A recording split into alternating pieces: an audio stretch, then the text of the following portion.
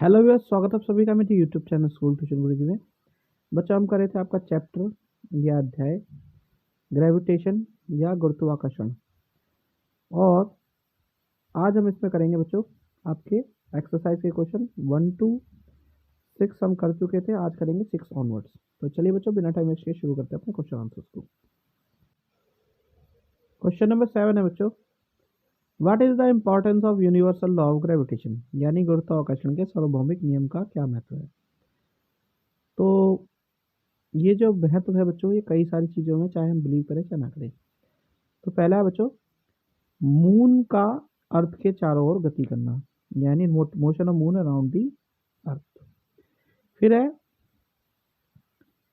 Gravity क्या करती है, गुरुत्वाकर्षण के लिए जिम्मेदार है और हमारे वजन के लिए भी जिम्मेदार है, जो हमें जमीन पर देखने को मिलता है। फिर क्या कहता है बच्चों, मून और सन के कारण जो ज्वार भाटा या टाइड्स आते हैं उसके लिए भी जिम्मेदार है। फिर क्या है, motion of planet around the sun, यानी सूर्य के चारों ओर गति जो हो रही है उसके लिए जिम्मेदार है।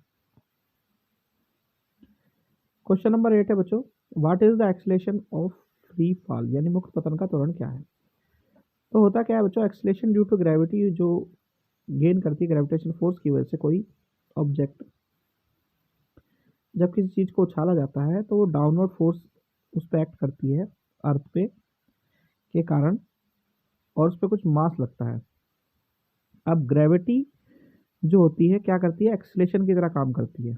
कोई ऑब्जेक्ट अगर ऊपर से गिर रहा है तो उसे हम कह रहे थे एक्सेलेरेशन ड्यू टू ग्रेविटी, और उसे 9.8 मीटर पर सेकंड स्क्वायर से कैलकुलेट करते हैं, स्मॉल जी से हम डिनोट करते हैं। तो कोई ऑब्जेक्ट जो ऊपर से गिर रहा है उसकी जो स्पीड इंक्रीज हो रही है या डिक्रीज हो रही है वो उस पर किस पे डिपेंड करेगी, ग्रेविटेशन फोर्स जो वहाँ पे है। और वो कितनी है, और वो कितनी होगी बच्चों, 9.8 मीटर प्रति सेकंड स्क्वायर। क्वेश्चन नंबर 9 देख लेते हैं बच्चों। क्वेश्चन नंबर 9 क्या कहता है कि why do we call the gravitational force between earth and object, यानी पृथ्वी और किसी वस्तु के बीच लगने वाले ग्रेविटेशन बल को हम क्या कहते हैं। तो gravitational force between earth and object is called weight. Weight is the equal to the product of acceleration due to gravity and mass of the object, यानी पृथ्वी और किसी वस्तु पर लगने वाले गुरुत्वाकर्षण बल को हम भार कहते हैं। भार वस्तु के गुरुत्वाकर्षण और द्रव्यमान के त्वरण के कारण के गुणनफल के बराबर होता है बच्चों। क्वेश्चन नंबर 10 देख लेते हैं बच्चों। क्वेश्चन नंबर 10 क्या है, Amit buys a few grams of gold at poles as per instructions of one of his friend, he hands over the same when he meets him at equator.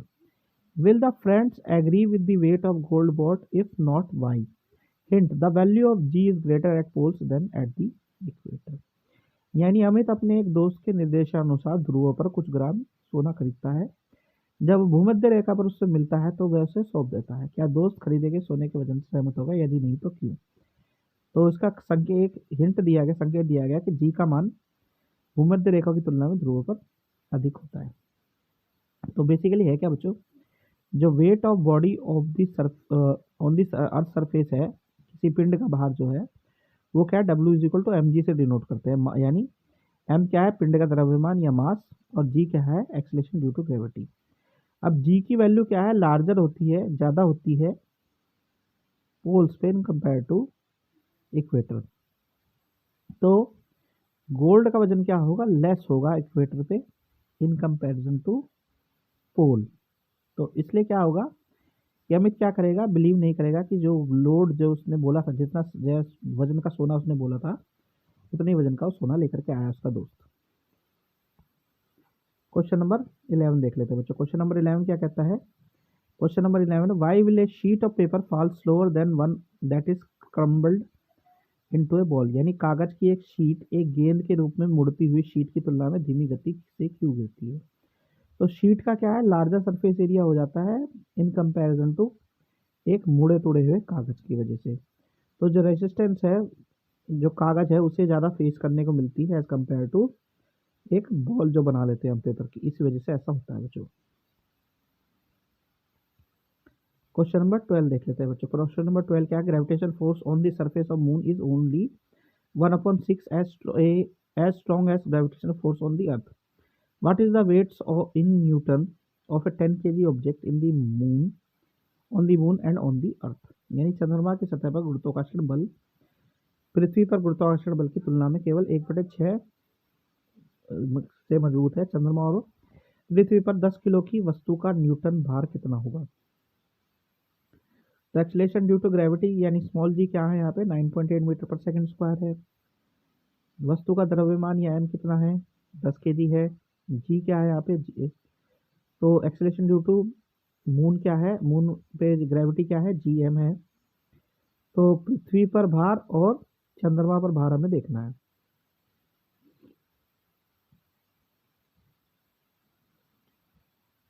तो weight is equal to mass into gravity. Gravity on moon is equal to 1/6 on gravity on earth. तो यहाँ पे क्या करेंगे हम इसके मास को रखेंगे तो क्या मिलेगा हमें,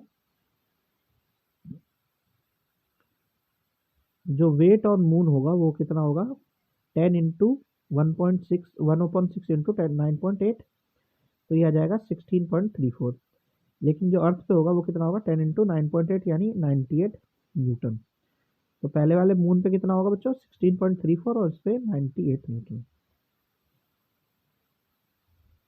क्वेश्चन नंबर 13 देख लेते हैं। क्वेश्चन नंबर 13 क्या कहता है, a ball is thrown vertically upwards with a velocity of 49 meter per second. Calculate यानी एक गेंद को 49 मीटर प्रति सेकंड के वेग से लंबवत ऊपर की ओर फेंका जाता है। तो उसकी गणना करनी है आपको किस चीज़ की। पहली the maximum height eight which it rise यानी अधिकतम ऊंचाई जिस पर जिस तक वो जाती है। तो इनिशियली क्या गया है यू हमारे पास है 49।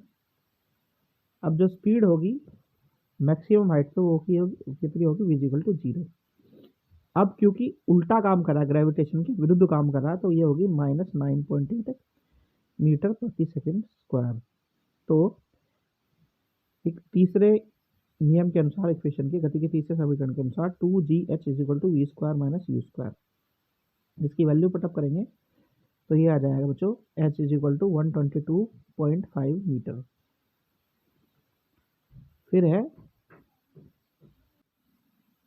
फिर क्या पूछ रहा है बच्चों, the total time is taken to return the surface यानी वापस भी आना है। तो टोटल समय कितना हो गया, टाइम टू ऊपर जाने का समय और टाइम नीचे आने का समय। तो v is equal to U plus G T. इसकी वैल्यू आएगी हमारे पास टी ए असेंड मतलब ऊपर जाने का समय कितना हो गया 5 सेकेंड। तो डिसेंड करने के लिए भी 5 सेकेंड लगेंगे, टोटल लगेंगे उसे 10 सेकेंड बच्चों।